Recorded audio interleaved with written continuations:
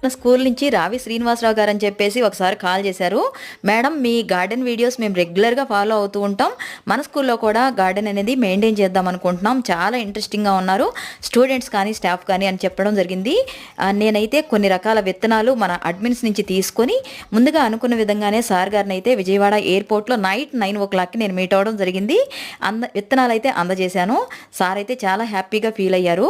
మన garden videos చూసి ఎంతో కొంతమంది ఇన్స్పైర్ అయ్యి ఇలా గార్డెన్ మెయింటైన్ చేస్తే నేను చాలా సంతోషిస్తాను.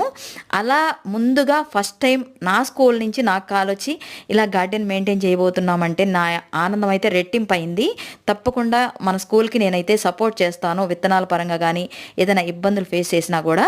అలాగే ఫుల్ వీడియో కూడా మన స్టూడెంట్స్ స్టాఫ్ వర్క్ చేస్తున్నప్పుడు గార్డెన్లో వీడియో కూడా మీకు పోస్ట్ చేస్తాను. ఇలా మనం వర్క్ చేయడం వలన స్ట్రెస్ అనేది రిలీఫ్ కూడా అవ్వచ్చు. స్టూడెంట్స్కి కూడా ఇది ఒక మంచి వ్యాపకం అవుతుందండి.